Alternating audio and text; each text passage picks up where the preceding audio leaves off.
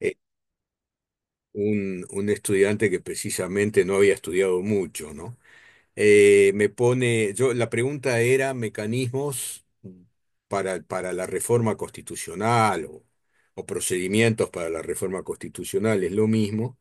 Y la respuesta fue la siguiente: bueno, para hacer una reforma constitucional rápida lo que hay que hacer es dar un golpe de Estado, cosa que me dejó un poco patiti. Eso nunca me ocurrí, nunca se me ocurrió. Perdió el examen no por eso, ¿no? Perdió el examen por eso y por todo lo demás, pero lo cierto es que precisamente todo lo contrario. O sea, para cambiar la Constitución en forma regular, lo que hay que hacer es aplicar las reglas que están previstas. Podría uno inventar, pensar en un mecanismo más rápido, más idóneo, mejor, en fin, otras cosas, pero lo cierto es que lo que tenemos es esto y esto es lo que tenemos que aplicar hasta que lo modifiquemos. Bueno.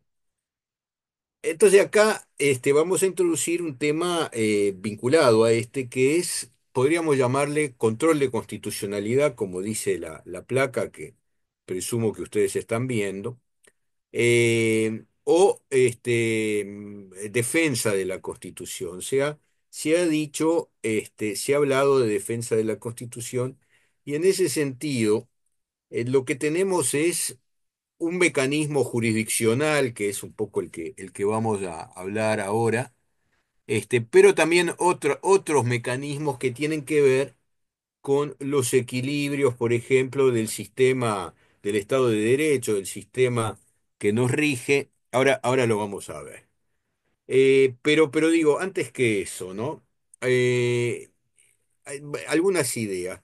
En primer lugar, ahí mencionamos estabilidad constitucional, o sea, a ver, la Constitución rige, esta es la idea, ¿no? La Constitución rige, ¿se puede modificar? Sí, se puede modificar, pero modificarla implica un procedimiento agravado, ¿no? O sea, un procedimiento más complejo, no es el mismo, no es la autoridad administrativa que emite un decreto, no es tampoco el poder legislativo que simplemente se pronuncia cuando sanciona leyes, ¿no? Bueno, también intervienen en estos procedimientos. En todos hay una especie de intervención allí del Poder Legislativo. Las leyes constitucionales arrancan con un procedimiento muy parecido al de aprobación de la ley.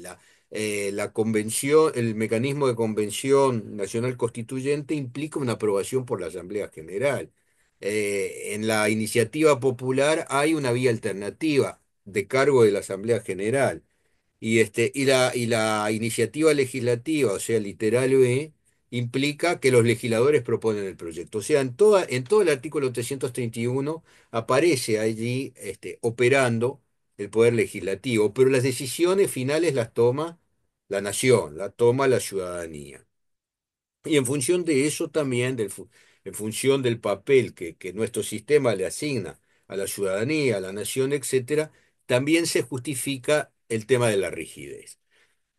Pero digo, esa misma rigidez implica que no se cambia cada 15 días, ¿no? Esa misma rigidez implica movilizar todo un procedimiento para el cambio, y eso supone estabilidad constitucional. No cambia todos los días, puede cambiar, sí puede cambiar, hay que hacer el esfuerzo, ¿no? Si hablamos del primer procedimiento, iniciativa popular, bueno, hay que cumplir la tarea titánica, yo diría, de conseguir por lo menos el 10% de las adhesiones.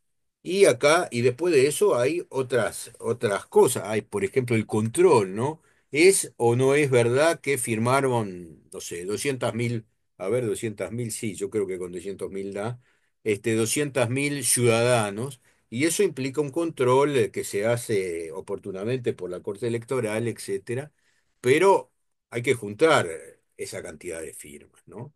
Y después demostrar que son auténticas, o sea, que una persona no firmó 4 veces, o que alguien no me dibujó la firma, por ejemplo, ¿no? Cuando yo estoy en contra, no estoy de acuerdo con la reforma. Bueno, eh, ahí tenemos, bueno, esa idea. Segunda idea que hay en torno a esto, en esta placa que yo he armado en su momento, el tema de control de constitucionalidad. O sea, acá ya estamos hablando de mecanismos de control, o sea, eso implica una sofisticación un tanto mayor. Ahora vamos a ver el otro, ¿no? Los otros mecanismos que podemos mencionar, pero esencialmente, cuando hablamos de control de constitucionalidad, hablamos de alguien que controla, de alguien que puede decir, bueno, hay que aplicar la Constitución y no la ley que se le opone.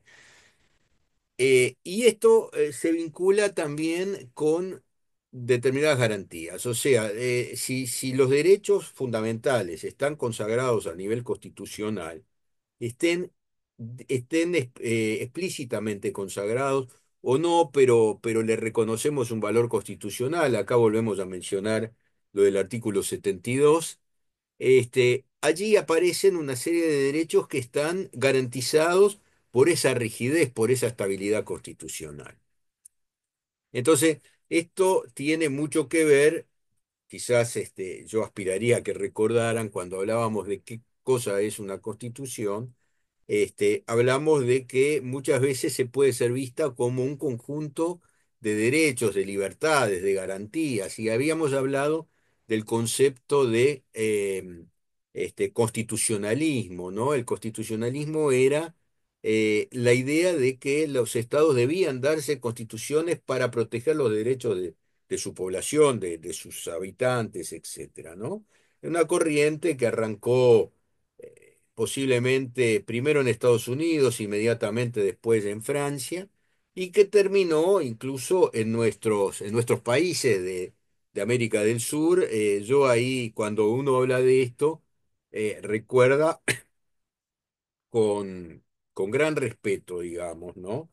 Y adhesión a aquello de las instrucciones de 1813, cuando Artigas decía, solo la garantía de la Constitución puede asegurar, evitar, digamos, el despotismo, ¿no? Bueno, esa es la idea, ¿no? Bueno, entonces tenemos allí la garantía de los derechos como derivado, como consecuencia de la jerarquía constitucional, etcétera. Eh, yo decía, bueno, hablamos de defensa de la Constitución. Y en realidad, una idea que quiero compartir con ustedes es que esto no es la defensa de un código, la defensa de un manual, de un libro que recoge las soluciones constitucionales, sino que en realidad supone la defensa del orden constitucional. O sea, cuando decimos defensa de la Constitución, estamos diciendo defensa de la separación de poderes, defensa de los derechos fundamentales que comprenden a todo el mundo, a toda persona de la especie humana, naturalmente, que esté dentro de nuestro territorio, ¿no? Entonces, bueno, ahí la Constitución consagra los derechos y los garantiza.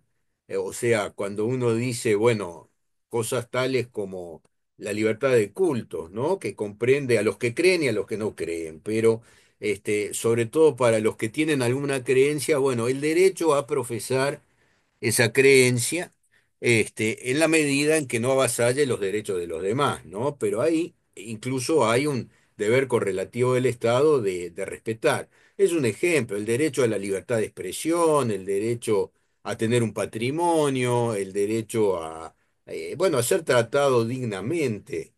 Este, por supuesto, partimos de la base de que la esclavitud está,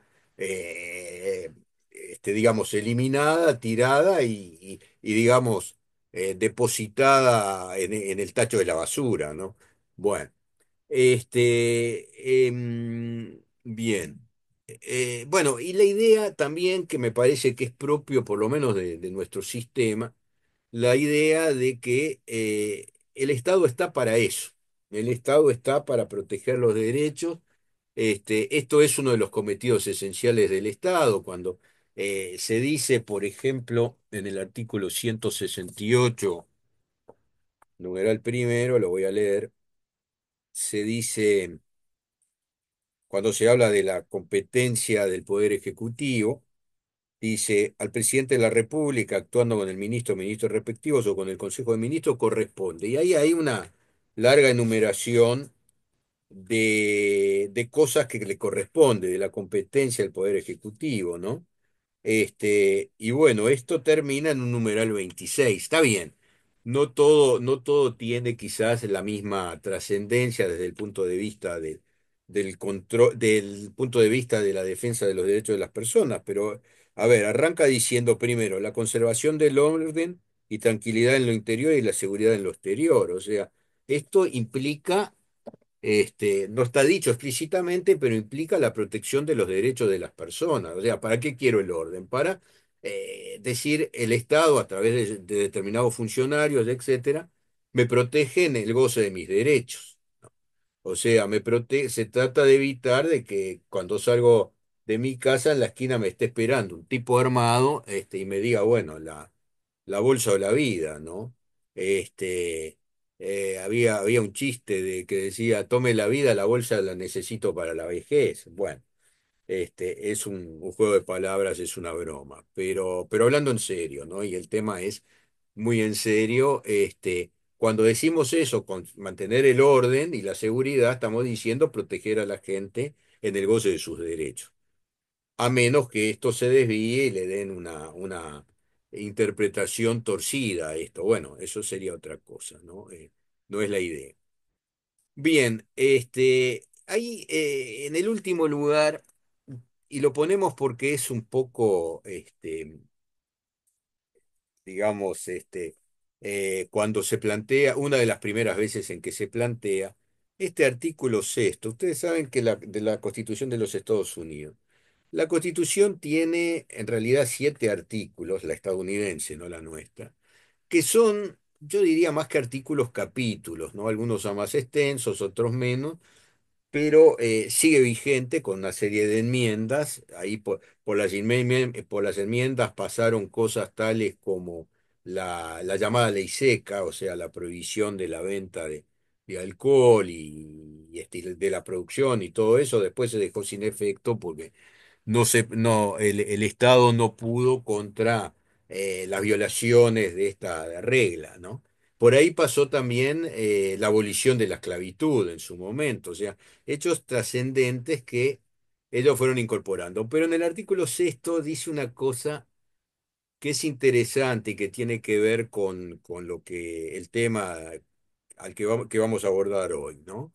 Eso, la presente Constitución, las leyes de los estados, que en virtud de ellas se aprobaren y todos los tratados celebrados o que se celebraran serán suprema ley del país.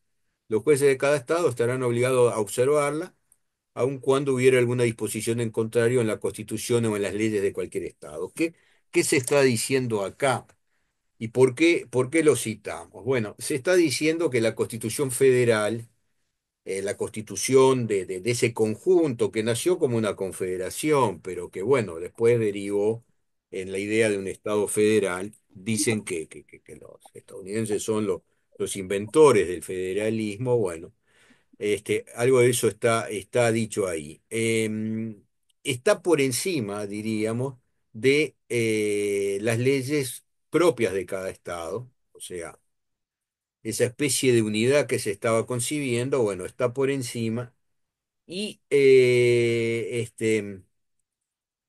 la ley suprema, ¿no? Los jueces de cada estado estarán obligados a observarlo aun cuando hubiera alguna disposición en contrario en la constitución de los estados miembros, ¿no? No está ahí, o en la Senador, del estado.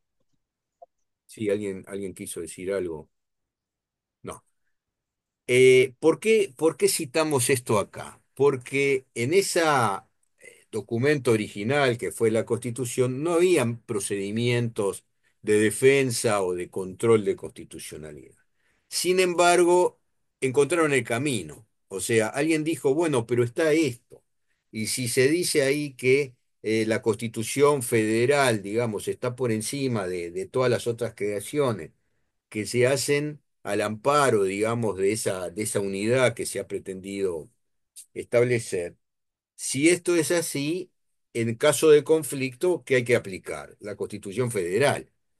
Y esto sirvió de argumento en el famoso caso, Marbury contra Madison, que es un poco el leading case, el caso originario, el caso, además, en un sistema donde el antecedente judicial pesa más que en nuestro caso. Acá la jurisprudencia, en nuestro caso, puede variar y lo que ayer la Corte dijo que era tal la solución, de pronto hay un reanálisis, un nuevo análisis y dice, bueno, no estamos de acuerdo con lo que dijo este mismo órgano hace 4 años, vamos a cambiar, vamos a sostener otra cosa. Eso es más probable acá. Allá es más complicado, ¿no? Y entonces, en el caso Marbury contra Madison, déjenme ver, creo que lo debo tener por ahí. Sí, sí, ya llegaremos, ¿no? Pero como adelanto, ahí la Corte Suprema estadounidense, a partir de una sentencia que dictó Marshall, ¿no? Que era uno de los integrantes, uno de los juristas reconocidos más allá del tiempo, ¿no? Por lo menos por parte de los estadounidenses, eh, inventa, digamos, la idea de que, bueno, si hay una contradicción, lo que hay que aplicar es la Constitución. Incluso habla de nulidad, ¿no? Bueno, lo dice en inglés, uno debe atenerse un poco a las traducciones, ¿no? Y a veces una palabra que tiene puede tener más de un sentido, en fin, no sé. Pero lo cierto es que dice, ah, no, Marbury está pretendiendo una cosa, la aplicación de una ley, pero esa ley dice algo contrario a lo que dice la Constitución. De manera que, ¿qué priva? La Constitución. Vamos a comentar esa sentencia y una que fue unas décadas posterior, pero que fueron prácticamente los dos primeros casos, y vale la pena, en fin, comentarlos por algo que les voy a decir ahora, ¿no? Porque, digamos, o dentro de un rato, porque en ninguno de los dos casos hay una cuestión épica, tal vez en el segundo sí, pero el resultado fue no el resultado que uno puede esperar con la cabeza de 2025 República Oriental del Uruguay, ¿no? Bueno, más todas las ideas que uno acaricia, a las que ha asimilado, digamos, etcétera. Bueno, yo diría que el tema del control, o de la defensa de la Constitución es un trípode, no voy a decir un trípode de tres patas porque es redundante, un trípode. ¿Qué tenemos? ¿Cuáles son las tres patas del trípode? En primer lugar, bueno, en primer lugar, una de ellas es ya podríamos decir el control político, o sea, a ver, el equilibrio de poderes, el hecho de los poderes que interactúan, la existencia de frenos y contrapesos, esto es una expresión, check and balances le llaman en inglés, esto es también un invento, diríamos que nos viene del norte, que significa qué cosa, significa que para evitar el abuso de poder hay que poner un poder, digamos, que contrarreste, que controle, que frene, ¿no? Frenos y contrapesos, dice. O sea, por ejemplo, si hay eh, al Poder Ejecutivo se le ocurre, digamos, excederse, se le ocurre ir más allá de lo que puede hacer, de lo que es su competencia, de lo que es el principio de especialidad. O sea, se puede hacer lo que le compete hacer, no otras cosas, ¿no? Bueno, entonces, a esos efectos, eh, hay una serie de mecanismos, o sea, a ver, pensemos un poco en nuestra realidad. Existe la posibilidad del juicio político que puede abarcar del presidente de la República para abajo a un conjunto, digo, no a todos los funcionarios, pero a un conjunto de funcionarios que juegan un papel importante, que muchas veces son ciudadanos que han sido electos, ¿no? Tenemos juicio político contra el presidente eventualmente, ¿no? Por violación de la Constitución o otros delitos graves, si esto se verifica, si se cumple. Podría estar alcanzado el presidente de la República, el vicepresidente, cuando digo presidente, vicepresidente, estoy hablando de cualquier género, ¿no? Vamos a entendernos. Presidente, vicepresidente, los legisladores, los ministros. los miembros de la Suprema Corte de Justicia, los miembros del Tribunal de lo Contencioso Administrativo a nivel nacional y a nivel departamental, los intendentes y los miembros de las juntas departamentales. Y además la ley agregó, y la Suprema Corte de Justicia entendió que estaba bien, que era constitucional, en una sentencia que no sé si la tengo, pero que el pronunciamiento existió, también los alcaldes, los concejales, etcétera, también estarían alcanzados por este juicio político, donde quien juzga en definitiva es la Cámara de Senadores, ¿no? A instancias, en el caso de los cargos nacionales, de la Cámara de Representantes, y a instancia de un tercio de integrantes de la Junta Departamental en el caso de los cargos a nivel de lo que existen a nivel de los gobiernos departamentales. Bueno, es un ejemplo. Hablaremos de juicio político en su oportunidad, tal vez con un poco más de detalle, pero es un ejemplo. O sea, para evitar el desborde tenemos un mecanismo, el juicio político. Para evitar que los ministros, porque ahí los fusibles son los ministros, no el presidente, que los ministros cumplan, digamos, se excedan o directamente, aunque no se exceden, lleven adelante una política que no esté amparada, que no sea compartida por la Asamblea General, tenemos los artículos 147 y 148 que prevén la censura de los ministros por por sus actos de administración o gobierno. Eh, Profe, sí, una pregunta. ¿Qué artículo dijiste recién? 148. 147 y 148. Gracias. Que son, diríamos, mecanismos que nos acercan a un sistema parlamentario, pero que se han aplicado muy poco. En la práctica no han funcionado, esa es la verdad. Una vez se censuró a un ministro, entre otras cosas, porque hubo un vuelco de gente que no está, de gente, digo, de legisladores que no estaban en principio dispuestos a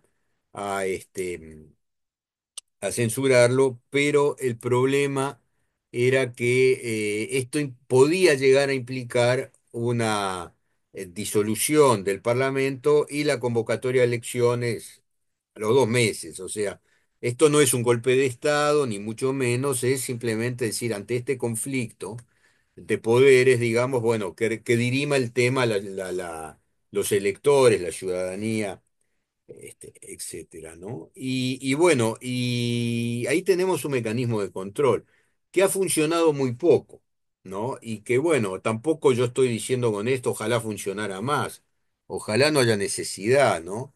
Pero ahí tenemos un mecanismo de control. Y ni que hablar el Tribunal de lo Contencioso Administrativo, ni que hablar la potestad jurisdiccional que tiene la Corte para decir esta ley es inconstitucional, no se aplica. Bien. Em, este, entonces, bueno, estos equilibrios, el hecho de que haya garantías eficaces, eficientes, ¿no?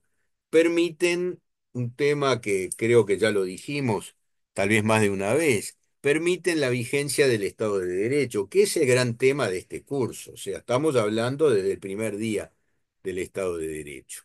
Acá, por ejemplo, otro ejemplo, el artículo 129, la competencia de la Comisión Permanente del Poder Legislativo. ¿Cuándo actúa? Cuando hay receso. O sea, cuando los legisladores dicen, bueno, es verano, vamos a aprovechar estos meses para visitar a nuestras poblaciones, para visitar a la gente, para dar cuenta a nivel popular de nuestra decisión, de lo que hemos hecho, de lo que no hemos hecho, etcétera, y para descansar también un poco, en fin, todo el mundo merece tener una licencia, ¿no? Pero bueno, son un par de meses, hay un proyecto de reforma constitucional que plantea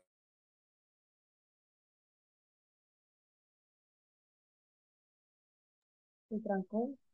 el constitucional, o sea, el procedimiento de literal D, Pero, a ver, tiene una justificación, o sea, las vacaciones son extensas, ¿no? Otra gente que trabaja en nuestra sociedad, etcétera, tiene 20 días, no, no más que eso. Bueno, los legisladores tienen un poco más, bastante, un poco más que un poco, digamos. Pero bueno, es una propuesta que se presentó, veremos si prospera, ¿no? Y finalmente va a haber que pasar por un plebiscito, como ya vimos.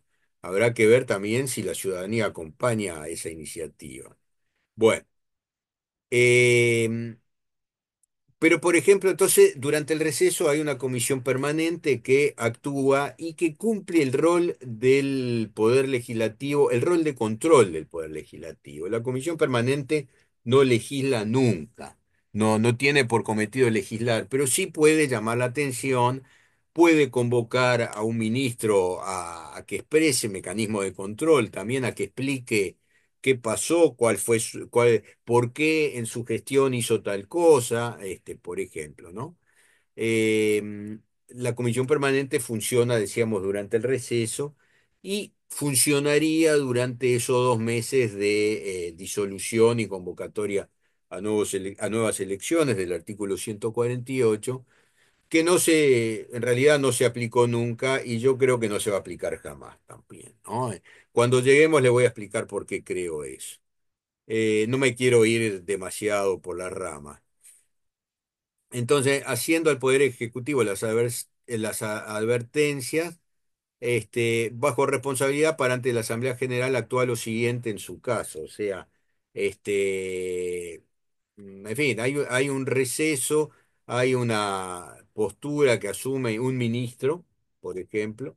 En realidad estamos hablando del Poder Ejecutivo, se supone que el ministro actúa bajo la mirada atenta del presidente de la República y si se manda una macana, posiblemente el presidente le diga muchas gracias por los servicios prestados, lo voy a sustituir. ¿No? Bueno, eh, pero ahí tenemos un mecanismo que también es un mecanismo de control. O sea, de alguna manera trata de mantener esta especie de difícil equilibrio, ¿no? Muchas veces, entre las autoridades, los poderes, etc. Bueno, después tenemos el control jurisdiccional, eh, confiado a los jueces. Esperen un poquito. Ah, bueno, antes de eso, quiero llegar probablemente allá. Tenga que acomodar el orden. La otra pata es la defensa penal de la Constitución, que no supone esto, a ver, no quiere decir que estamos defendiendo un texto nuevamente, ¿no? Lo que estamos defendiendo es el orden constitucional. Entonces, sobre esto tenemos este artículo 330 que viene acompañado de normas legislativas que están, por ejemplo, en el Código Penal actualmente, eh, que tratan de proteger contra el levantamiento armado, contra el mecanismo, digamos, los mecanismos que se pretenden utilizar, lo que había dicho mi examinado, ¿no? Para el cambio de la Constitución o para el cambio del orden constitucional. O sea, ¿de qué estamos hablando? Bueno, de un golpe de Estado, de un movimiento revolucionario que se levanta en armas contra el orden instituido.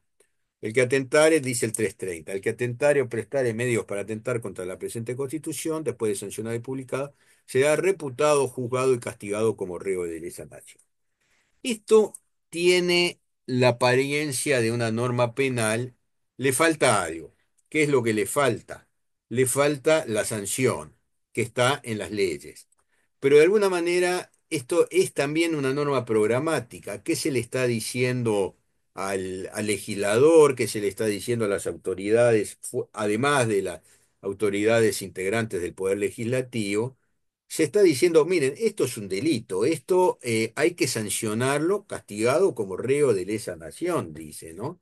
Reo significa, más allá de la expresión coloquial y del lenguaje cotidiano, mirá qué pinta de reo que tenés, ¿no? Porque no. no te pones un saco que no esté roto, ¿no? Bueno, pero no es esa la acepción que estamos manejando. Reo significa demandado, reo significa, bueno, puede significar el que comete el delito de lesa nación, o sea, esto es un ataque contra la nación.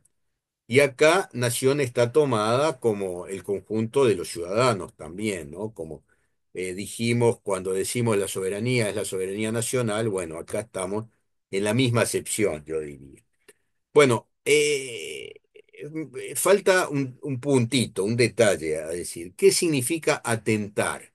¿Qué significa atentar? Bueno, hay un delito en el Código Penal que se llama delito de atentado, que es el desacato violento. O sea, es el desacato agregándole el uso de la fuerza. ¿Qué es el desacato? El desconocimiento de la autoridad, el desprecio por la autoridad.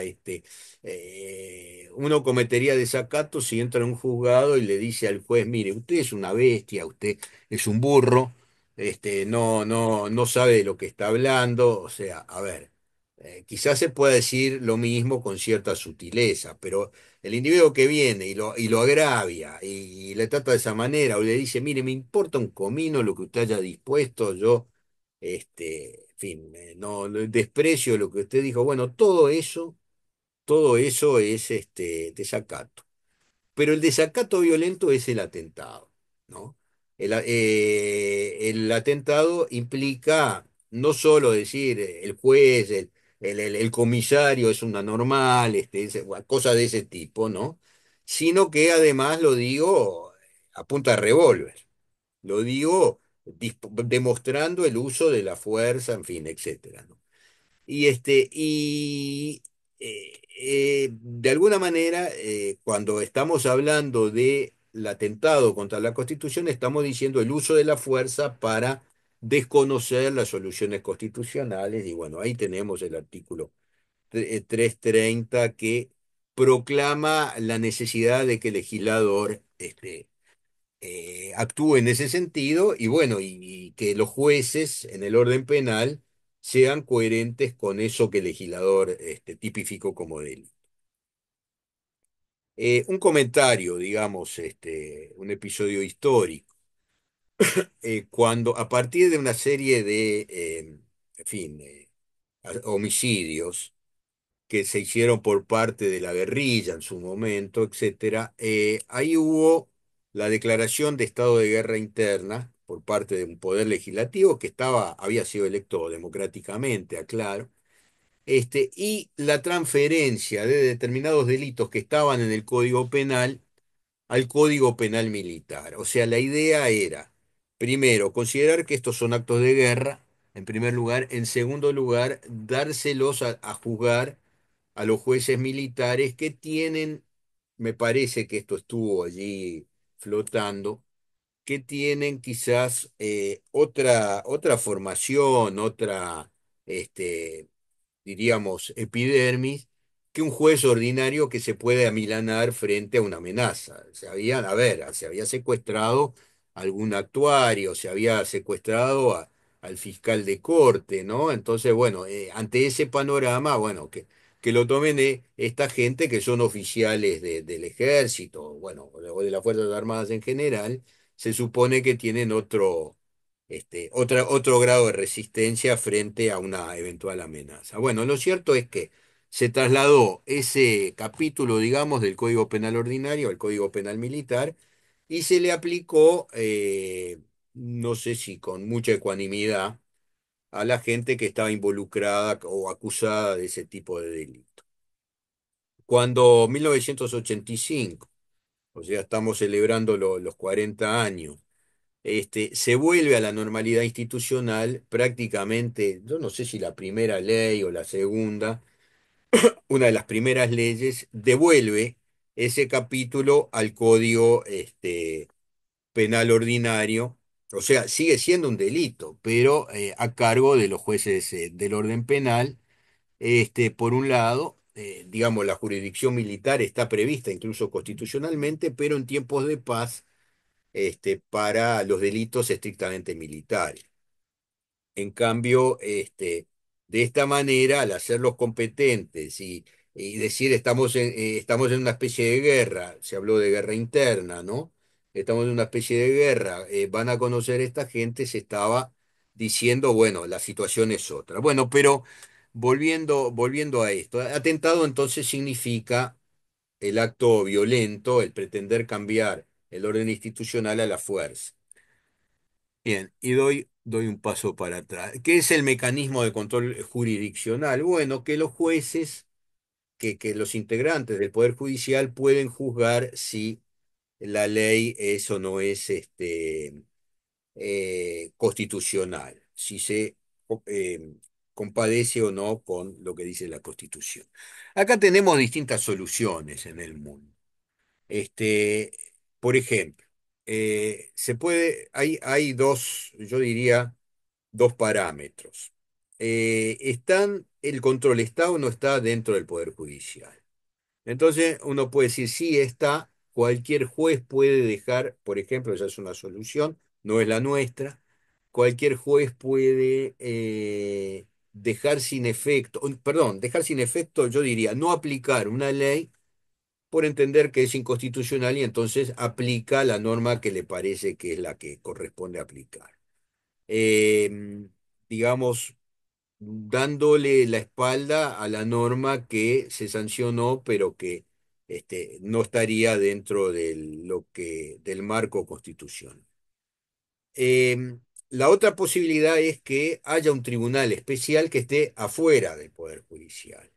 Y esto es un poco lo que propuso, por ejemplo, Hans Kelsen cuando para aquella constitución austríaca que él había redactado, había proyectado, digamos, diciendo va a haber un tribunal constitucional que está afuera del Poder Judicial pero que se ocupa de declarar la inconstitucionalidad y de otras cosas más. Esto hay unos cuantos ejemplos en Europa. El tema del constitucional en España es un tema muy interesante porque sobre todo se ha enfrentado a desconocido, digamos, decisiones a nivel de determinadas regiones, ¿no? Cataluña, por ejemplo, en fin, había habido un intento, por ejemplo, por parte de los catalanes de no, un poco de desconocer el idioma español. Y ahí el Tribunal Constitucional en España dijo, estoy hablando de un episodio bastante antiguo, dijo, no, no, pero a ver, el idioma oficial de España es el español, Cataluña es parte de España, ¿no?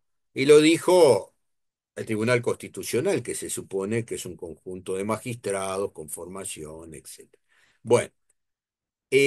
La otra, digamos, la otra línea de razonamiento es control concentrado, control, digamos,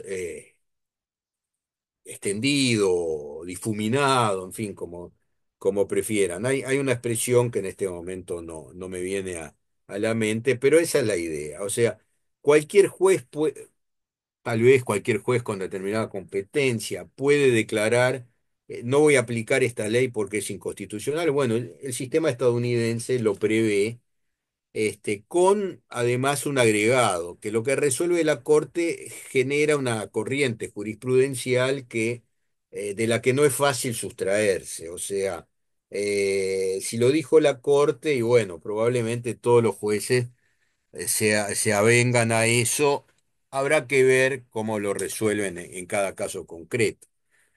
Pero, ¿cómo es nuestra solución dentro de estos dos ejes? ¿Cómo es nuestra solución? A ver, la perturbación atmosférica, bueno, ya se miro la ventana y ya me doy cuenta. Este, ¿Cuál es nuestra solución? Primero, el control de constitucionalidad está dentro del Poder Judicial. Y en segundo lugar, está concentrado en la Suprema Corte de Justicia. O sea, que es la cúspide, la cabeza del Poder Judicial, el órgano más importante, podríamos decir, del Poder Judicial, se ocupa, y esto es parte importante de su competencia, se ocupa, decía, de declarar la inconstitucionalidad de las leyes. Ahora vamos a ver algo más, esto lo vi. Bueno, les quiero contar los dos casos porque han marcado historia, han sido antecedentes, son muy citados. El primer caso, ahí hay una transcripción de lo que Marshall escribió en esta sentencia, 1803. O sea, a ver, se estaba recién consolidando el Estado. La declaración fue de 1787, la Declaración de Independencia. O sea, apenas una década y poco después se enfrentan a este problema, a este litigio. ¿Qué había? ¿Cómo es la historia? La historia es que el señor Marbury eh, había sido designado, diríamos, para señalar un equivalente, digamos, si fuera acá, diríamos juez de paz, en una determinada jurisdicción. Marbury era, a ver, había habido un cambio de gobierno, esto fue designado en el gobierno anterior, esas cosas que a veces pasan, que a veces las reglas tratan de evitarlas, ¿no? La creación y la designación de gente afín, amiga, antes de que cambie el gobierno, ¿no? Por ejemplo, pasa, ¿no? Con cierta frecuencia. Si yo fuera menos respetuoso, diría, a veces lo que hace el gobierno que sale es tratar de acomodar a los amigos. Bueno, no lo he dicho. Pero bueno, sucede, ¿no? Entonces, Marbury es designado juez, los designaba el gobierno, el Poder Ejecutivo, por el gobierno anterior, y no le daban posesión de estrados, o sea, no le decían, bueno, vaya a tal juzgado, asuma, no, lo tenían ahí en una especie de limbo. Entonces, esto transita por la justicia estadounidense y llega a la Corte Suprema. Ahí, uno de los jueces de la Corte Suprema, si fuera en nuestro caso diríamos uno de los ministros, era este buen señor Marshall, que había sido secretario de Estado del gobierno anterior incluso. Una vez leí que de alguna manera la causa que hay detrás de la sentencia fue que Marshall quería evitar un enfrentamiento con el Poder Ejecutivo, porque decía, ¿cuál era el razonamiento? Esto acabamos de arrancar, ¿no? Si entramos en un conflicto de entrada, estamos transitando por un mal camino, porque esto va a generar un conflicto entre poderes, más vale preservar las instituciones, algo así. A ver, Marshall no me lo contó a mí, se murió antes de que yo naciera, ¿no? Pero encontré este comentario alguna vez y puede que sea cierto, ¿no? Es razonable pensar que fuera cierto. Bueno, entonces él decía, aplíquenme la ley, denme posesión del juzgado, etcétera, cosa que no se sostenía. Llega a la Suprema Corte y ahí vale la pena que ustedes vean lo primero, porque ahí está la doctrina básica. ¿Por qué no se puede aplicar una ley inconstitucional? Bueno, porque la Constitución pesa más, vale más, etcétera. Eh, Entre tales alternativas no hay términos medios. Esto es, naturalmente, lo escribió en inglés, ¿no? O la Constitución es la ley suprema, inalterable por medios ordinarios, o se encuentra al mismo nivel que las leyes, de tal modo como cualquiera de ellos puede reformarse o dejarse sin efecto. O sea, acá está planteado algo más que esto que estamos diciendo de la protección. Está planteado el tema de la rigidez de la norma constitucional. Una ley no puede cambiar la Constitución. Y si la contradice, no solo no la cambio, sino que la ley no se aplica. Él habla incluso de anulación, ¿no? Puede ser, la ley contraria a la Constitución no es ley, dice, no es la solución nacional, no es la nuestra. Si en cambio es verdadera la segunda, entonces las constituciones escritas son absurdos intentos del pueblo para limitar un poder ilimitable por naturaleza. Está muy bien dicho, me parece. Habla de nulidad, pero bueno, a ver, podría entenderse que es nulo. Ya insisto, no es nuestra solución porque en nuestro caso una declaración de inconstitucionalidad no significa ni que la ley se derogue, ni significa ni que se anule, ni significa que no se aplique en otros casos, incluso, ¿no? De manera que tenemos un sistema rígido, pero con limitaciones, digamos. Bueno, este, y entonces acá dice finalmente por qué desestimó la demanda de Marbury. Porque Madison era el secretario de Estado, o sea, era el que un poco tenía que poner la voluntad para que le dieran el cargo al pobre Marbury, que a esa altura capaz que se estaba muriendo de hambre, no sé. No sé cómo terminó la historia, si al final terminó ejerciendo el cargo o no. Capaz que hay donde investigarlo ahora. Em, Sobre todo con la inteligencia artificial y todo eso, ¿no? Bueno, este, dice, le están dando a la Corte una competencia que la Corte no tiene. La Corte no puede imponer a una persona en un cargo. Bueno, este, prácticamente los últimos dos párrafos es un poco más de lo mismo. El segundo caso, este es mucho más épico.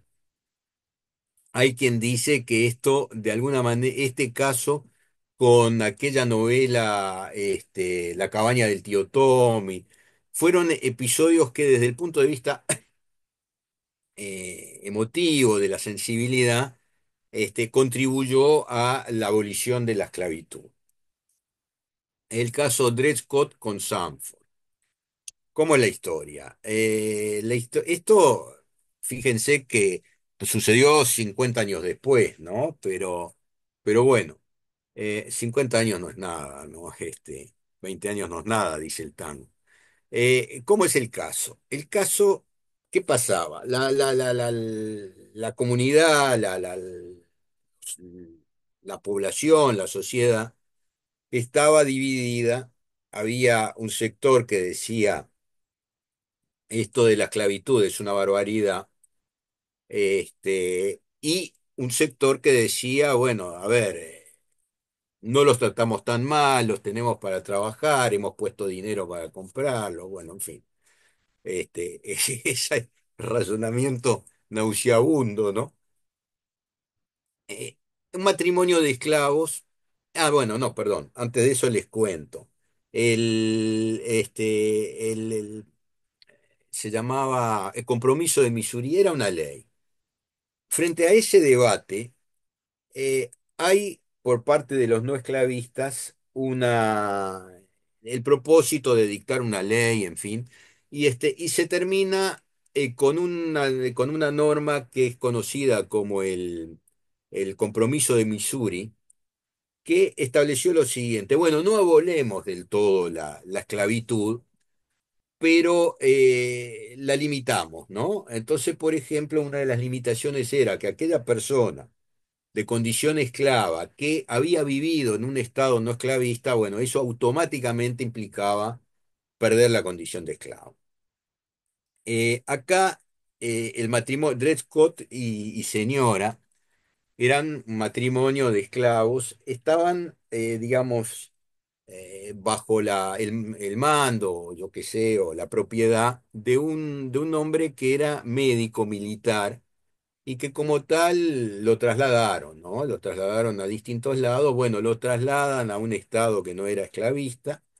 En el momento no pasa nada, no sé, quizás porque el trato era relativamente humano. Un día este buen señor, el médico, se muere, las malas ideas que uno tiene, ¿no?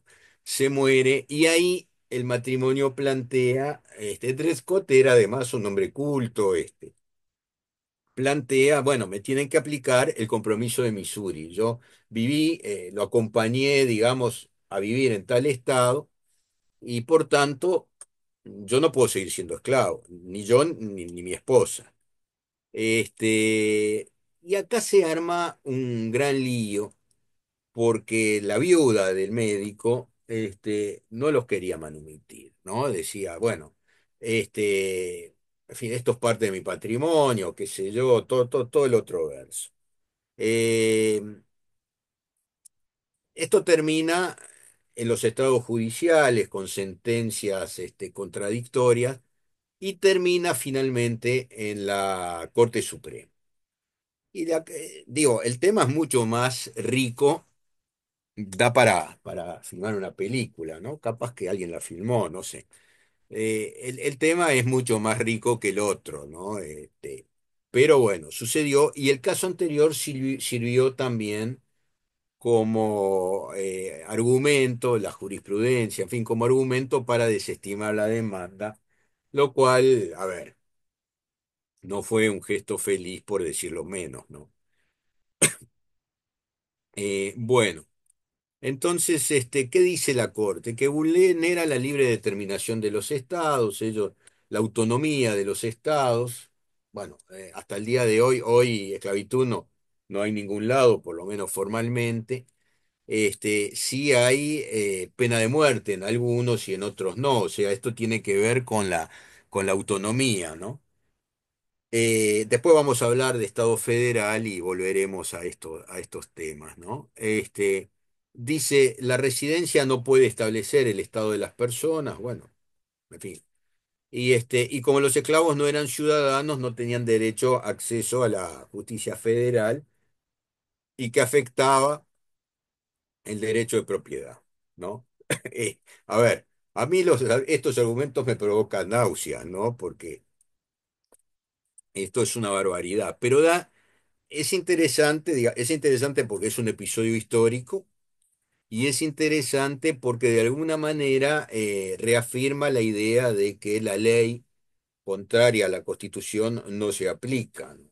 Ahora, en este caso, en fin, la ley que decía, la ley estaba liberando a la gente que había pasado a vivir en un estado no esclavista, quizás porque se había escapado, no sé, pero bueno, no aplicaron la ley, aplicaron ese razonamiento absurdo, pero bueno, bueno, tenemos en materia de inconstitucionalidad en el derecho comparado, alguna cosa que vale la pena mencionar. Por ejemplo, en Brasil existe la idea, es complicada su aplicación, porque dice, inconstitucionalidad por acción, no confundir con nuestra vía de acción, que es una cosa concreta, acotada, ¿no? Pero, ¿qué sería la inconstitucionalidad por vía de acción? Frente a una ley que declare, que aporte, digamos, una solución contraria a la Constitución, vamos a este camino a ver si alguien declara la inconstitucionalidad. Después, inconstitucionalidad por omisión, cosa que nosotros no tenemos consagrado que alguna vez algún romántico planteó la posibilidad, pero que no deja de ser complicado. Y ahora les digo por qué me parece, es mi humilde opinión, ¿no? ¿Qué sería inconstitucionalidad por omisión? Sería decir, bueno, acá hubo que legislar y como no se legisló, el Estado está en falta y por tanto alguien coloca las cosas en su debido sitio. Por ejemplo, ordena que se legisle en tal materia. Sí, alguien me había pedido la palabra. Sí, era yo. En realidad era como una duda de esto, pero más por el tema del el estudio para el parcial. Si iban estas cosas que no están en nuestro sistema. No sé O sea, por ejemplo, no, inconstitucionalidad por bueno, omisión, si a esto. nuestro sistema nacional. No, me Claro. quedé pensando en lo del sistema. Este, Esto es una cosa general. Habitualmente no lo preguntamos, ¿no? Porque pero vale, a ver, supongamos, en una instancia en la cual hay una pregunta abierta. Abierta quiero decir una pregunta para desarrollar. No vamos a tener eso, porque no lo podemos hacer en un grupo. Hoy somos 208, ¿no? Pero igual somos mucha gente. Uno puede poner preguntas cuando hay 10, 15, 20 examinando, ¿no? Pero si no. pero de manera que no se preocupen demasiado, pero de pronto en una respuesta ustedes pueden enriquecer la respuesta con ejemplos de otro tipo, ¿no? O sea, a ver, yo no descarto, porque a veces uno se queda con poco tema, ¿no? No descarto, por ejemplo, una pregunta que diga, bueno, ¿qué significa, qué significa sistema de declaración concentrado?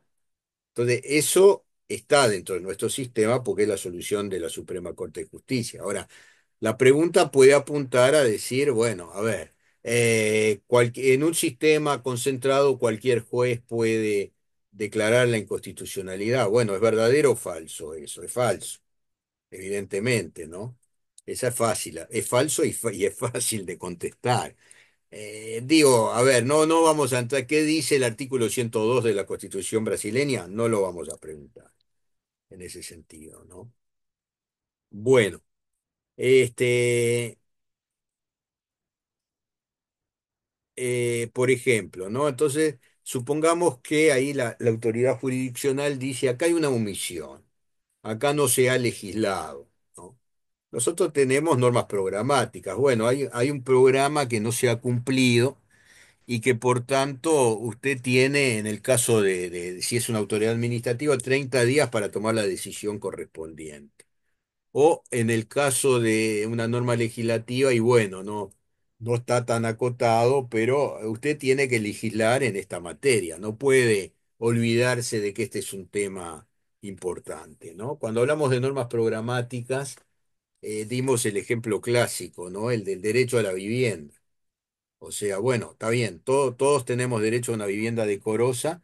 ¿Qué está diciendo la Constitución? Hay que llevar adelante una política tendiente a solucionar el problema de la vivienda no decorosa, ¿no? Entonces tenemos Ministerio de Vivienda, Agencia Nacional de Vivienda, Banco Hipotecario, bueno, eso básicamente.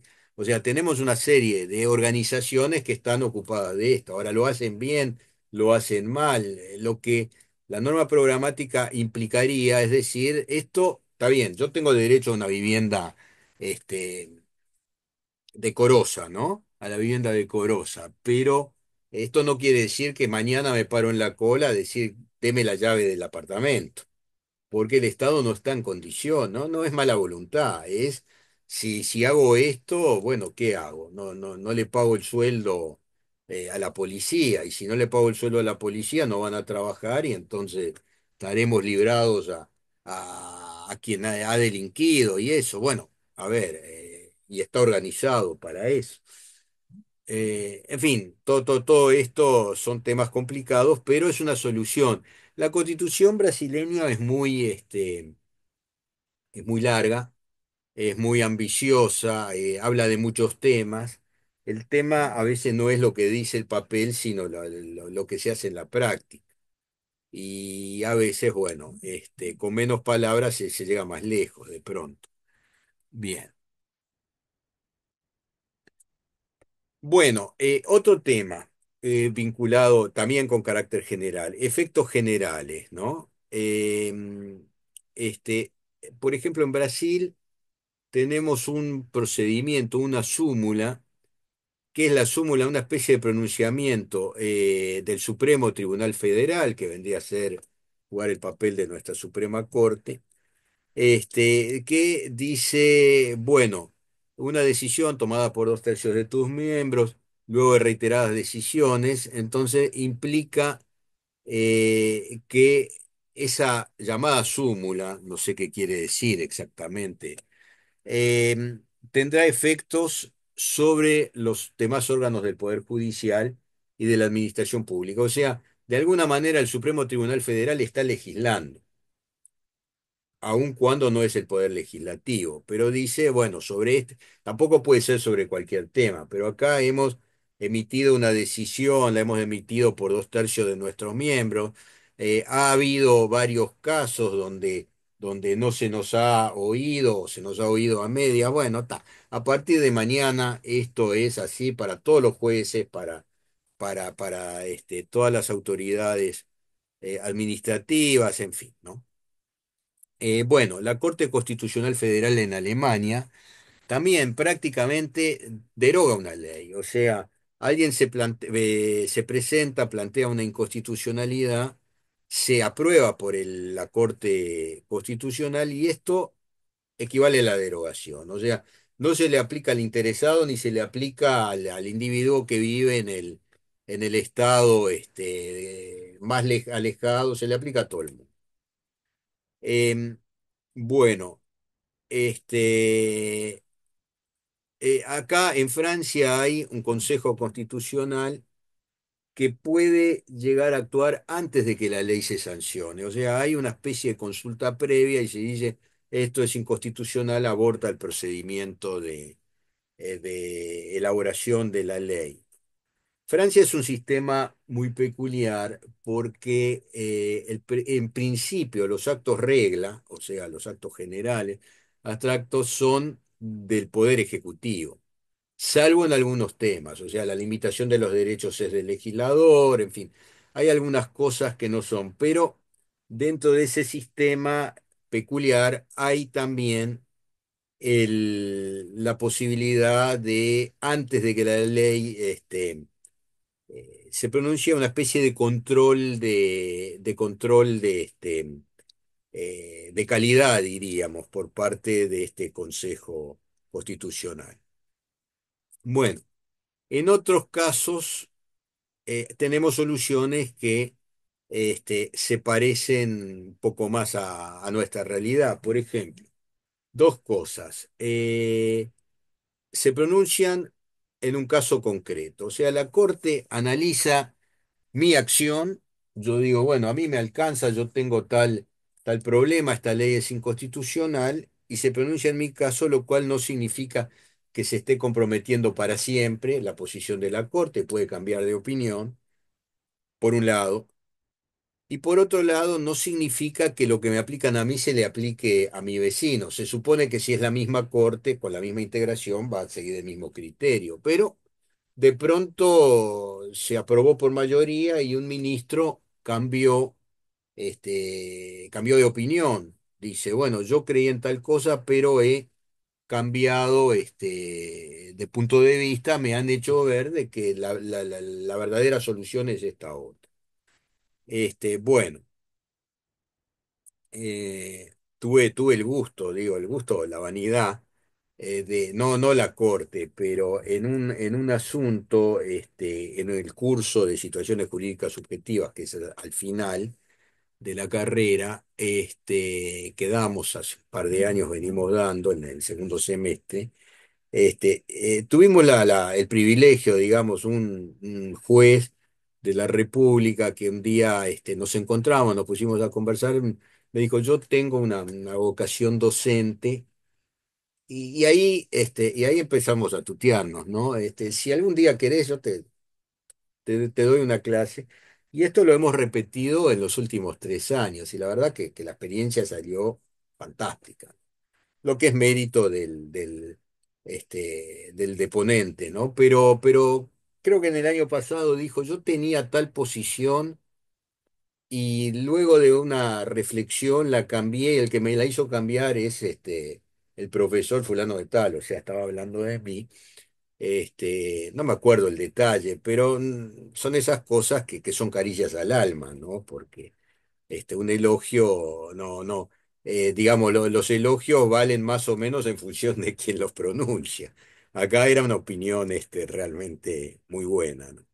Muy valiosa, me parece, de chiripa que terminé, digamos, involucrado en una buena cosa. Bueno, el pronunciamiento en concreto, para el caso concreto, y hay una cosa que está, digamos, asociada a esto, y es que no se prejuzga. O sea, la Suprema Corte, vuelvo a nuestra realidad, la Suprema Corte se pronuncia en tal o cual caso específico, pero hay dos cosas que no hace. Bueno, primero, no se pronuncia para los demás casos del futuro, los estudiará, podrá decir, bueno, tenemos antecedentes, lo hemos dicho en tal ocasión y lo vamos a seguir diciendo, eso sí es posible. Y lo otro que se trata de evitar es el prejuzgamiento. Uno no le puede pedir al ministro de la Corte, ¿usted qué opina sobre tal cosa? Bueno, tráigame el asunto, va a decir, tráigame el asunto, presénteselo a la Corte y ahí deliberaremos y llegaremos a una conclusión. Este, Se trata de de evitar evacuar consultas, ¿no? Bien. Hay un tema que también vamos a comentar, que es el riesgo, cada tanto se plantea, incluso nuestro medio, ¿no? La idea del gobierno de los jueces, ¿no? O sea, lo que hay que tratar de evitar es que los jueces, mediante declaraciones de inconstitucionalidad, por ejemplo, y cosas de eso, se aparten de su cometido y pretendan legislar o pretendan imponer una idea que de repente no es ni la idea unánime ni es la mayoritaria en el poder legislativo. Eh, en fin, hay un ejemplo. ¿Qué pasa? Bueno, la crisis de 1929 que hemos comentado, este, que prácticamente tuvo alcances para todo el mundo, por lo menos en Europa, en América.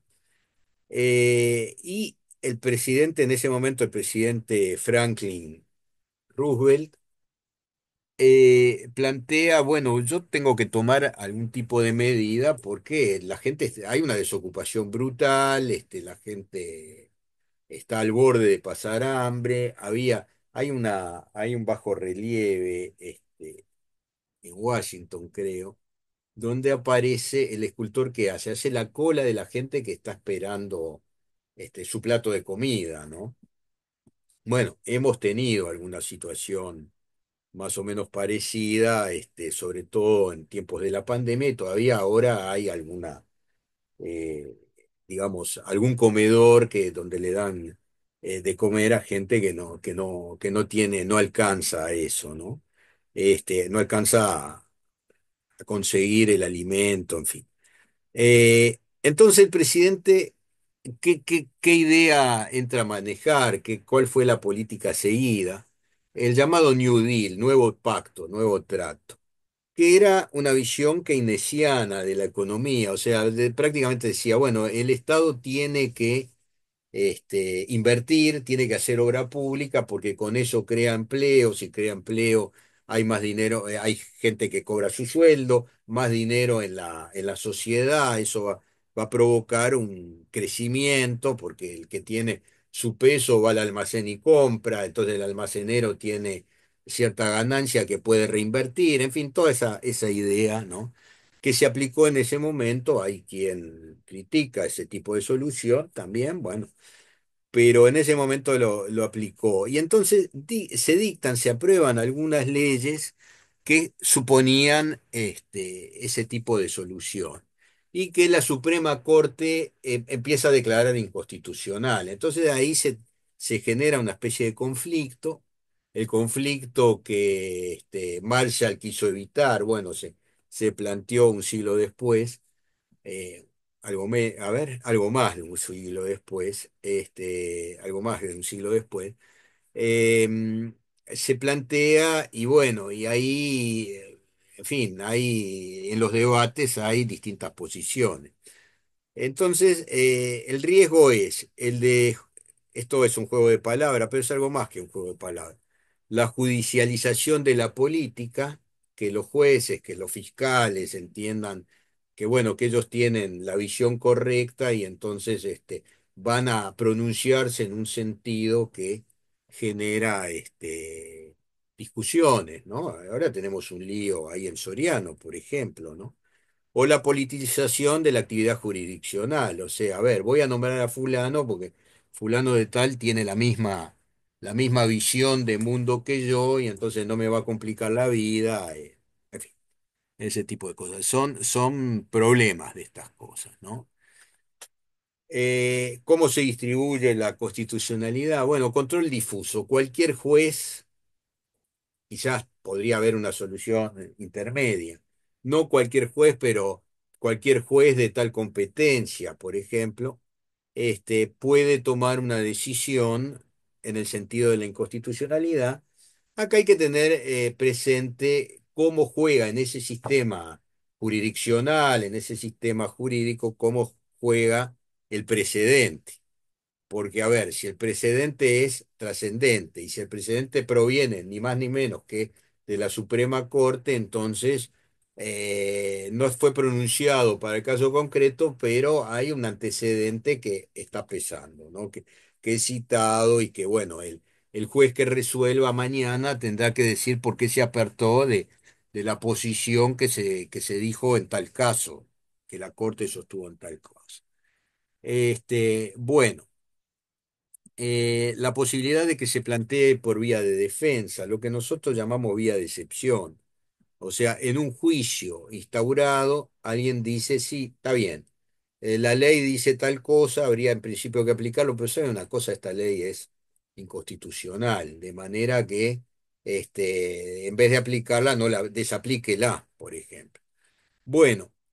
El tema del control concentrado es una autoridad, el Tribunal Constitucional Español, el Tribunal en Austria, en Alemania, hay este tipo de soluciones en Colombia, y en nuestro caso tenemos control concentrado, la Suprema Corte de Justicia, pero dentro del Poder Judicial. Es la máxima expresión, es la autoridad incluso administrativa del Poder Judicial. Bueno, ahí tenemos, integra o no integra el Poder Judicial, o sea, ¿es un órgano jurisdiccional? Sí, forma parte de la justicia, sí, pero es un sistema distinto, un poco como sucede en nuestro caso con la justicia, la jurisdicción anulatoria de los actos administrativos, o sea, tuvimos del 52 hasta el año pasado prácticamente hasta este año, podemos decir, porque entró en vigencia el 24 de diciembre y ahí inmediatamente empezó la feria, ¿no? O sea, podríamos decir a partir del 1 de febrero de este año. Lo único que había del 52 para acá era el Tribunal de lo Contencioso Administrativo. Después se amplió, ahora hay dos juzgados letrados que se conocen en primera instancia y el tribunal conocerá en apelación, en alzada, como se dice. Pero bueno, supongamos, pero no integra, perdón, todo este sistema no integra el Poder Judicial. El Poder Judicial es otra cosa. El Poder Judicial tiene jueces letrados de lo contencioso administrativo, que son los que, por ejemplo, se ocupan de una acción reparatoria o en caso de una acción de amparo en contra de una autoridad estatal. También hay una competencia territorial allí, pero digamos que suceda en Montevideo es competencia del juez letrado de lo contencioso administrativo, que es parte del Poder Judicial, ¿no? En cambio, los nuevos juzgados son parte de otro sistema que está fuera del Poder Judicial, que es este sistema de la jurisdicción anulatoria, que ha crecido, le han nacido dos hijitos, ¿no? Que son los dos juzgados nuevos, cuando se planteó la posibilidad, perdón, es una posibilidad que está prevista constitucionalmente, la de crear nuevos juzgados. Cuando se creó el planteo era crear cuatro juzgados, quedó en dos, seguramente por razones presupuestales, o sea, bueno, por ahora arréglense con dos y después veremos cómo sigue esta historia. Bueno, bueno. ¿Cómo funcionó la cosa en nuestro caso? 9:15. Este, no sé si vale la pena hacer un corte a esta altura o seguimos un poco más y lo dejamos para el final. ¿Cómo funcionó la cosa en nuestro caso? Primero, hay quien ha dicho que en algún caso alguno de nuestros jueces en el siglo XIX, principio del siglo XX, hizo el razonamiento de Marbury contra Madison, ¿no? O sea, a ver, no hay un mecanismo, no hay un procedimiento específico, pero no se puede aplicar una ley constitucional. Yo no he encontrado el caso concreto, estaría bueno para, para ver cómo fue, cómo redactó el razonamiento, pero no, por lo pronto, si hubo algún caso, fueron muy pocos. En 1934, en la Constitución de 1934, se inventa, digamos, el mecanismo, el procedimiento, con una solución que en 1952 se amplió. Pero vayamos primero a lo de 1934, primer fallo de inconstitucionalidad en 1936, o sea, ahí arranca la historia. ¿Y qué dice la Constitución de 1934? Competencia exclusiva de la Suprema Corte de Justicia, o sea, eso se mantiene.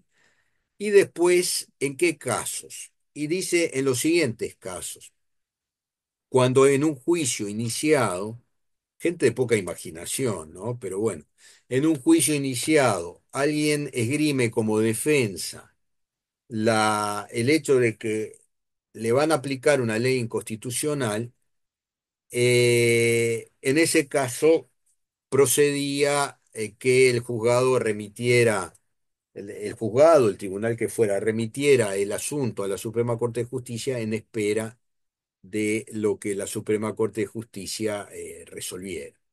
Y la otra posibilidad era no por la parte, pero sí por el juez, por el tribunal actuante. Entonces el tribunal, el juez, el tribunal dice, bueno, a ver, yo sé que tengo que, el razonamiento es este, yo sé que tendría que aplicar esta ley, pero esta ley se da de bruces, con lo que dice la Constitución en su artículo tal y cual, de manera que yo entiendo que no corresponde aplicar la ley, debería aplicarse la norma constitucional y se lo manda a la Corte para que la Corte resuelva, y en función de lo que la Corte resuelva, así será el fallo en esa causa.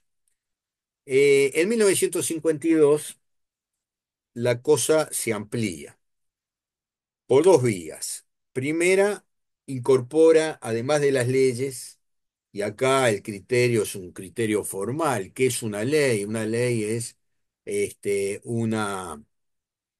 un acto dictado, sancionado por el Poder Legislativo en un acuerdo de ambas cámaras, digamos, promulgada por el Poder Ejecutivo. En fin, eso es una ley.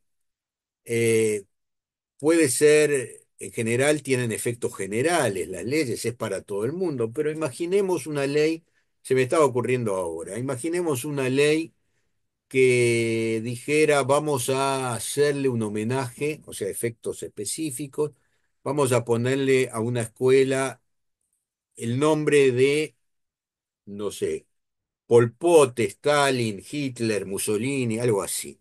Yo me pregunto si alguien no podría decir, bueno, pero a ver, acá hay determinados valores que son los principios constitucionales y estamos haciéndole un homenaje a alguno de estos tipos. No es la solución constitucional, no es nuestro sistema, digamos. Entonces, ¿podría alguien decir, bueno, esta ley es una ley con efectos concretos, específicos, pero acá alguien se emborrachó, acá hay algo que no es constitucional, que contraviene el efecto? Podría, signos de interrogación. Lindo, lindo, lindo trabajo. Estábamos buscando material para el taller de eh, crítico, y ahí podemos tener un tema para reflexionar. Bueno, los decretos de las juntas departamentales con fuerza de ley en su jurisdicción le agregaron, y la otra cosa que se agregó es la vía de acción o directa, conocida habitualmente como vía de acción. O sea, yo voy digo, acá me están aplicando una ley que es inconstitucional, yo tengo un interés directo, personal y legítimo, que esto también se agregó en el 52. Y bueno, acá estamos con nuestra ley, con nuestra situación frente a la ley. Yo quiero que no se me aplique. Ejemplo, eh, la inconstitucionalidad es por razones de forma o de contenido. El contenido, bueno, una cosa que contravenga los valores, los principios constitucionales, las normas constitucionales expresadas explícitamente. Eh, bueno, supongamos que me quieren aplicar un impuesto, o advierto que hay un impuesto que se votó no por la mayoría debida, o sea, claramente un problema formal. O sea, el impuesto se podía haber votado, pero claramente no alcanzaban los votos. Y bueno, en ese caso, yo que sería contribuyente por este impuesto, acabo de descubrir, he visto la, ¿cómo se llama? Versión taquigráfica, y he visto que se aprobó por mayoría relativa, no por mayoría absoluta, de manera que es inconstitucional. Quiero que la Corte declare la inconstitucionalidad y con eso tengo una especie de protección para cuando la DGI o me quiera aplicar eh, ese impuesto y que incluso me inicie un juicio distinto. O sea, la declaración de hoy me sirve para mañana, pasado mañana, etcétera. Bueno, en el caso del Tribunal de lo Contencioso Administrativo se plantea la inconstitucionalidad de oficio. Y acá hay un tema interesante porque el tribunal ha entendido últimamente que la vía de excepción también existe ante el tribunal, que hubo una omisión, que hubo una omisión allí, pero que debe interpretarse, y yo coincido totalmente. Tanto coincido que como esto no fue objeto del código que regula la declaración de nulidad de los actos administrativos contrarios a la regla de derecho con desviación de poder, o sea, la competencia del TCA. Como se lo comieron, uno de los integrantes de la comisión me hizo el comentario, y yo redacté un proyecto que se lo pasé a un legislador amigo que me dijo que estaba de acuerdo que lo iba a presentar. Después si sucedió o no sucedió, no me consta, no vi, pero me parece que está, prácticamente es la lógica, ¿no? Si el tribunal tiene la posibilidad de oficio de plantear la inconstitucionalidad, sí, digo bien, parecería que por vía de, ¿por qué? Porque además contraviene un poco hasta el principio de igualdad. ¿Por qué no voy a poder en una acción plantear, yo sé que yo sé que esta ley me comprende, pero es inconstitucional, perdón, por tal razón, y entonces aspiro a que la Corte declare la inconstitucionalidad? Yo creo que la jurisprudencia del TCA de los últimos tiempos comparten esta posición, pero está bueno que esté escrita adecuadamente, ¿no? Pose, Gustavo, Buenos días, adelante. profesor. Sí, eh, ¿Por qué no, no nada más. ponen la cámara? Y acabo de poner. Ah, sí. Ah, bueno, Ahora digo sí, ahora así, estoy. si nos encontramos en la calle y yo me acuerdo, nos podemos saludar. Adelante, Gustavo. No, ¿Qué es la respecto M? a este último punto que usted acaba de plantear, Sí. la vía de excepción refiere a la lesión de interés particular de un No, ciudadano. a ver, la vía de excepción requiere que haya un juicio y que uno sea parte del juicio. O sea, Perfecto. ahí hay Y, claramente un interés. El ajá. tema del interés directo personal ilegítimo, en todo caso, opera para la vía de acción, ¿no? Que es cuando yo hago un juicio autónomo. Ahora, si estoy metido en un juicio donde soy actor o demandado, pero estoy metido, soy parte en el juicio, entonces tengo la posibilidad de plantear el asunto. Ahí Mire, está, una excepción. Y, un ejemplo concretito y real. sí. Eh, en determinado momento se aprueba un artículo de una ley, creo que una ley presupuestal, que modifica el Código General del Proceso, diciendo que no hay contra el Estado condenas de futuro, ¿no? O sea, a ver. un ejemplo para entenderlo. Yo estoy reclamando, es el ejemplo concreto, yo lo hice, no en un caso mío, en un caso que patrocino. Este, Le debían, hubo ahí una designación retroactiva, porque antes había habido una sanción que, dicho sea de paso, fue anulada por el TCA, pero después, en determinado momento, el ministro del caso dice, vamos a ascender a fulano de tal retroactivamente, aclaro, fue el Ministerio del Interior, retroactivamente a tal fecha, porque si bien fue sumariado, después, insisto, los resultados del sumario le metieron una sanción fuerte y fue anulada esa sanción por el TCA. Entonces, el tema era así, en el juzgado, el juicio está ganado en dos instancias, pero ahora hay que liquidar y es bastante complicado y engorroso. Estoy viendo si algún contador ayuda, ¿no? Le dice, bueno, yo le voy a dar, lo voy a ascender a tal cargo retroactivamente, porque si bien fue sancionado, bueno, los efectos ya se comió la sanción, la suspensión, etcétera, etcétera. Les cuento que esa sanción después fue anulada, además, pero en ese momento, igual, con la sanción. Entonces, uno dice, bueno, pero no le están liquidando los sueldos correspondientes. Es un técnico, ¿no? Un arquitecto el del problema, todo un asunto muy manido, y muy mal manejado por parte de la administración. Pero bueno, esa es mi opinión. Entonces, dice, bueno, está bien, si me ascendiste, soy arquitecto no sé qué, y ahora soy a partir de tal fecha, de hace 3 años atrás, soy arquitecto subcomisario, ¿no? El escalafón de los técnicos. Bueno, me tenés que pagar desde esa fecha, fue lo que dijo el ministro. Bueno, que es complicado, que la Contaduría General no acompaña. Bueno, mi querido, conseguiste un contador que te haga las cuentas a mano, ¿no? Porque ahí, que el programa, que no sé cuánto. Yo estoy que bufo con los programas.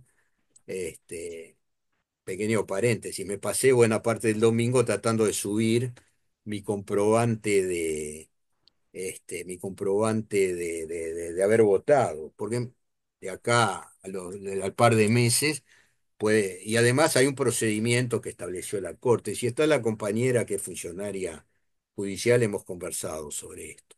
Bueno, me pasé parte del domingo en medio de los insultos que a un ciudadano pacífico le afloran, tratando de subir los comprobantes de voto, ¿no? No podía. Después, de noche, haciendo zapping, parece que las cosas del gobierno había caído el sistema, yo qué sé, capaz que la explicación está ahí. Bueno, lo cierto es que era tan fácil, uno iba con los dos papelitos y alguien lo anotaba y se acabó.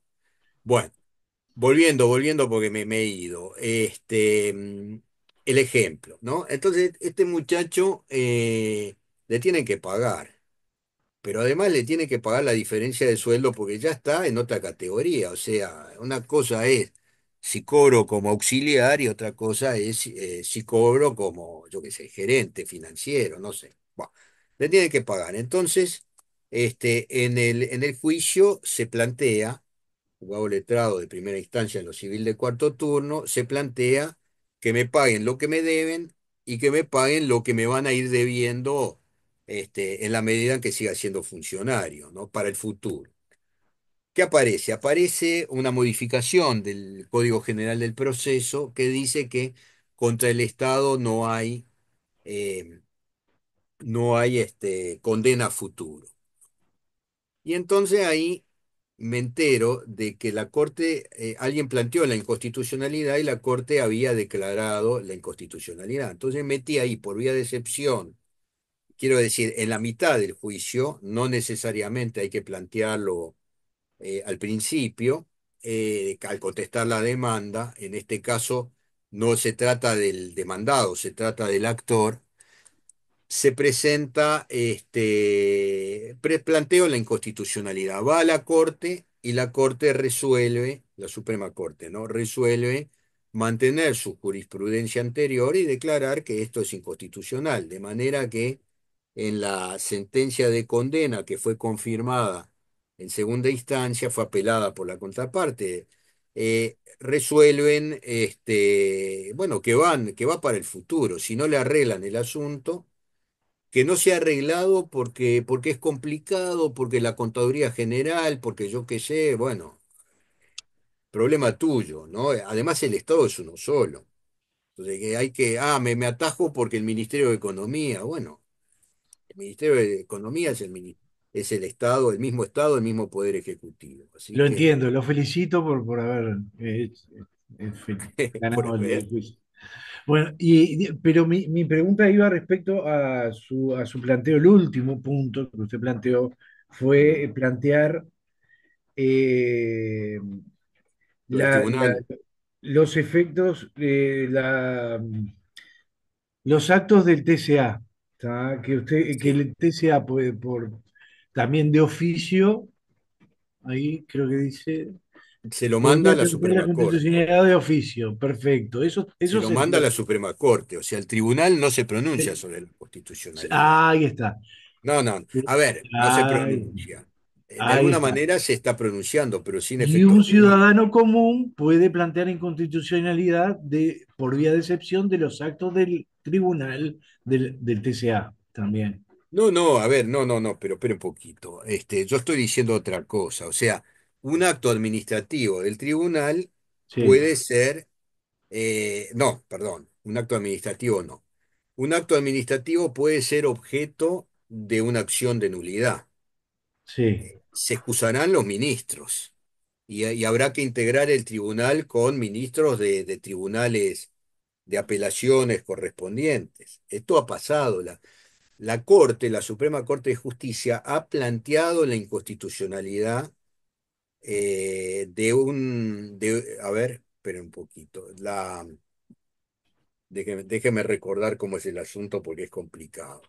Sí, la inconstitucionalidad de una ley cuya inconstitucionalidad debe fallar la Suprema Corte.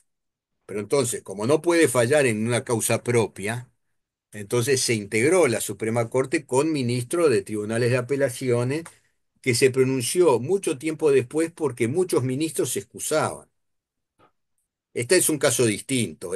sí, sí, El caso es que la ley decía que la carrera judicial implica el ascenso de grado, una cosa por el estilo, que en realidad no es lo que dice la Constitución. Yo incluso ahí la Asociación de Magistrados me pidió un dictamen que yo hice, y bueno, ahí era la Asociación de Magistrados y algunos individualmente, creo recordar, ¿no?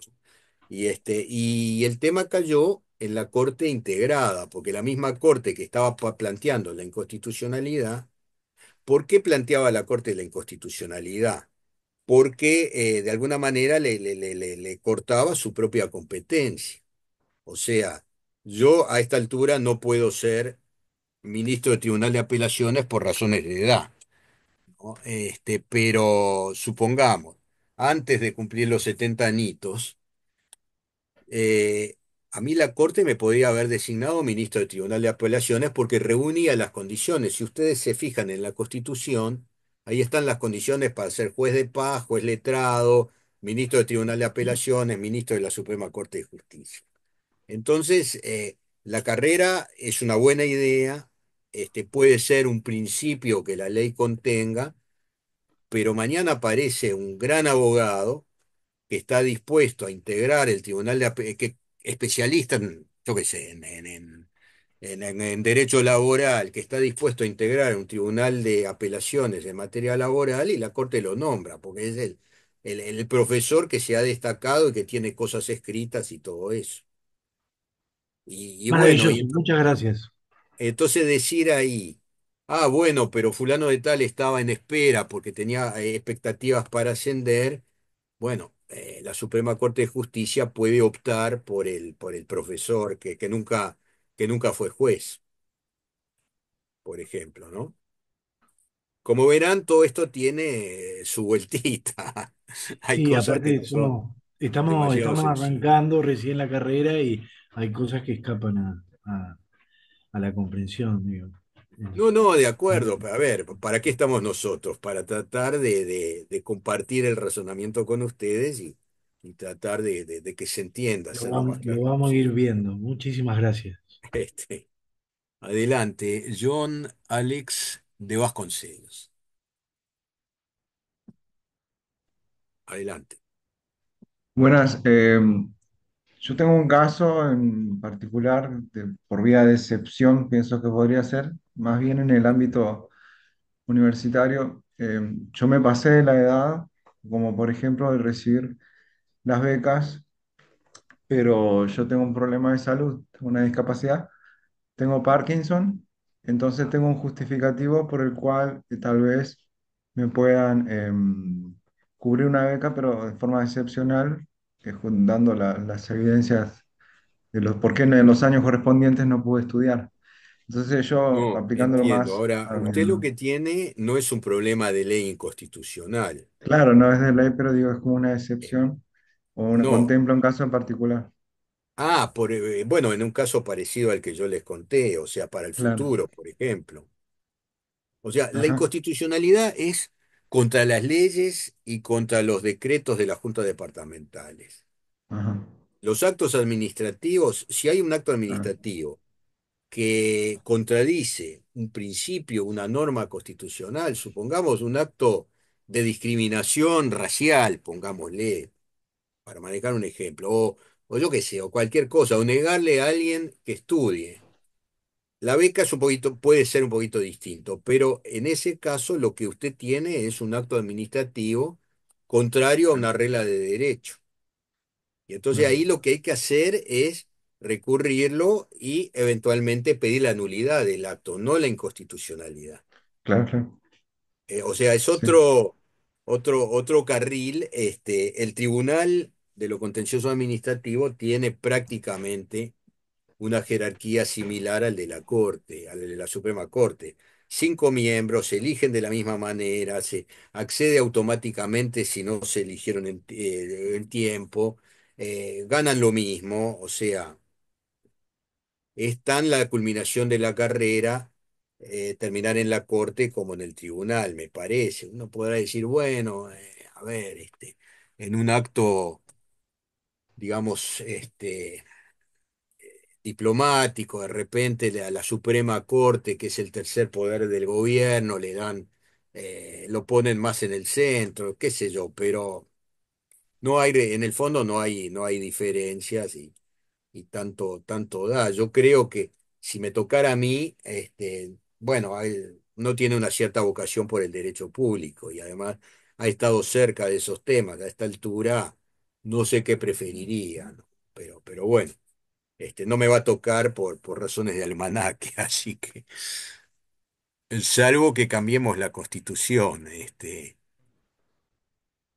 bueno, bueno, a ver, estamos prácticamente en hora, ¿no?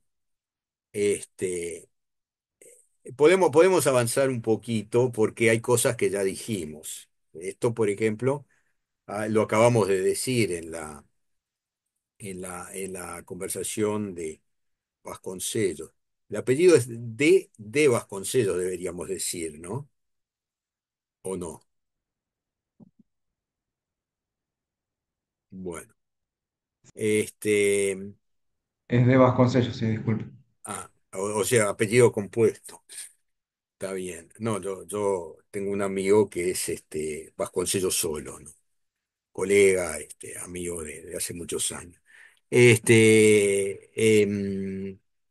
De pronto es familiar, pero. Bueno, sistema concentrado, leyes, decretos de la Junta, ya lo dijimos, competencia exclusiva de la Suprema Corte de Justicia. Acá hay un tema interesante, que es el siguiente, porque acá ha habido un cambio de criterio a partir de 1993, que yo comparto modestamente, que es el siguiente. ¿Qué se decía antes del 93? Se decía, bueno, el que tiene el monopolio, digamos, la que tiene el monopolio de declarar, ¿no? Como que dijéramos, podríamos decir, el ojo clínico, el microscopio adecuado, para determinar si una ley es o no inconstitucional es la Suprema Corte. No me vengan con otras interpretaciones, no sé qué. A partir de 1993 se empezó a ver lo siguiente.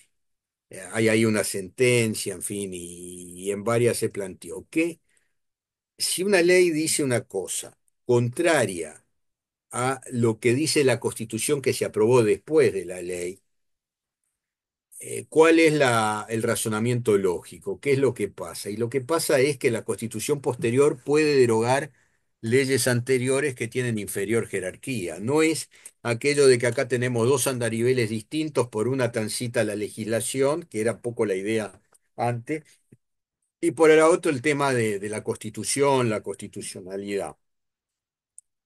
Entonces, lo que hay es una especie de derogación superviniente. La norma posterior de mayor jerarquía deroga una norma anterior de menor jerarquía. Ah. Y bueno, y ese fue el criterio que se empezó a plantear. No es que yo pido, a ver, la última constitución aprobada es la del 67. Como ejemplo me sirve. Después han habido enmiendas, ¿no? Pero supongamos que hay una solución que se estableció antes del 67 por una ley, se aprueba, se plebiscita, se aprueba la Constitución del 67 y entonces esa contradicción la resuelvo ¿de qué manera? La resuelvo diciendo la Constitución posterior derogó la norma anterior y esto lo puede reconocer cualquier juez, además. Porque no está diciendo la constitucionalidad, lo que está resolviendo en el fondo es si la vieja ley está o no está derogada, y si la Constitución puede derogar las leyes.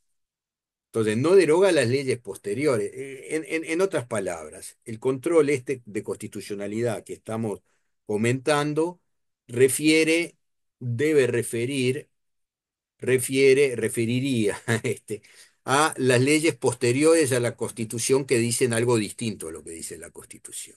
¿Mm? Bueno,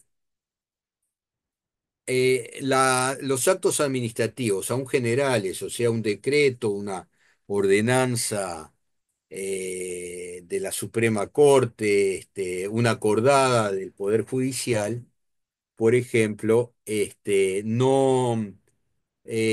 no transitan este camino. Lo que hay es la posibilidad de que sean actos ilícitos y entonces uno en el recurso, en la fundamentación del recurso dirá, bueno, esto es contrario a la regla de derecho porque, mirá, la Constitución dice en su artículo tal cosa y me quieren aplicar una cosa que se da de patadas con lo que dice la Constitución. De manera que hay que aplicar la Constitución y eventualmente anular el acto contrario a la Constitución. Pero anular por el tribunal, por el juzgado. Ahora tenemos los dos juzgados. Sí, Diego, adelante. ¿Qué tal, profesor? Me ¿Qué mareé un tal? poco, pero creo que ahí lo aclaró el tema de que la Constitución nueva no deroga las leyes anteriores que contravienen lo que digan, pero un juez dictamina que tiene, o No, sea, que se cumple lo de la Constitución nueva y no perdón, lo de la sí anterior. derogan, sí derogan, Derogan. sí derogan. Entonces, Ah, no hay planteo de inconstitucionalidad contra la ley, si la ley ya la enterramos. ujú. ¿Me explico? Sí derogan. ¿Qué fue lo que se sostiene ahora? No, no me venga la Corte, no me venga a traer este tema por una ley que está derogada por la Constitución. Entonces, el juez podrá resolver no aplicando la ley derogada. O sea, para aclarar un poquito mejor, es lo mismo. Supongamos que una ley establece, a ver, que la responsabilidad penal es, bueno, el Código Penal, etcétera, es a partir de los 18 años. Mañana se aprueba una ley que dice que es a partir de los 16. Está derogada, deroga la anterior, una derogación tácita, ¿no? Pero deroga la anterior y la muchachada va a responder penalmente a partir de los 16 años, si sale esa ley. Ahora, supongamos que una constitución posterior dice, cosa que se intentó hacer también, ¿no? Un poco ante el tema de la delincuencia juvenil y ese tipo de cosas. Se intentó hacer. No, no estuvieron los votos, pero se intentó hace 2 periodos de gobierno, se plebiscitó incluso, ¿no? Pero no dieron los votos para. Pero el efecto habría sido exactamente el mismo que si una ley posterior cambiara la edad de la responsabilidad penal. Bueno, Gracias. ¿alguien más? Cortamos por acá. A ver si. Adelante, John Alex. Disculpe, con respecto a lo que venían hablando con el compañero, Sí. eh, si se cambian las reglas, ¿no afectan los dictámenes anteriores? O sea, si tiene efecto para... No, a ver, el principio es este. Lo que en su momento se aprobó aplicando una norma que estaba vigente en ese momento, ya está. El tema es, de pronto puede ser un justificativo si estamos hablando de responsabilidad penal, podría ser un justificativo para decir, bueno, ahora hay una regla más benévola y entonces la libertad habría que decretarla antes o por ahí podría haber alguna cosa en el sentido que me estaba diciendo, ¿no? Claro, ok, Podría ser gracias. por allí. Bueno, Pero en realidad el principio es que lo que en su momento se aprobó dentro del marco legal está, bien, está aprobado y claro, hizo, digamos, está alcanzado por la fuerza de la cosa juzgada. bien, gracias.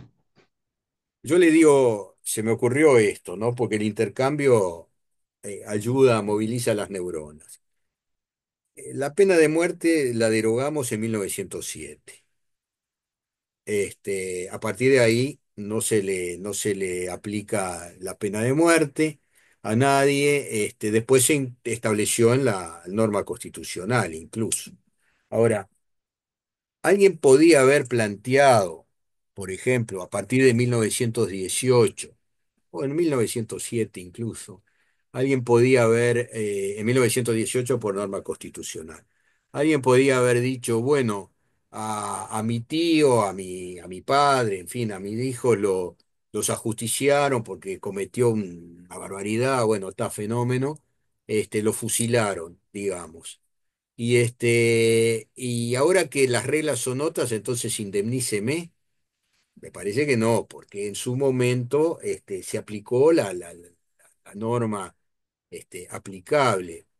Me parece, digamos, podrá haber otra idea en torno a esto, ¿no? Siempre se puede intentar, pero bueno, hoy nos encontraríamos con que además el crédito está caducó, ya el eventual crédito, ¿no? Ya no existe, o sea, el tiempo también juega su rol en estas cosas. Bueno, ¿algún otro comentario? No, profe. Nos vemos el miércoles. Bueno, profe, muchas gracias. Nos Bueno, vemos nos el vemos, miércoles. profe. No, Nos profe, vemos. la Nos semana. vemos. Chau, chau, profe. Gracias. Bueno, profesor, muchas gracias. Ya.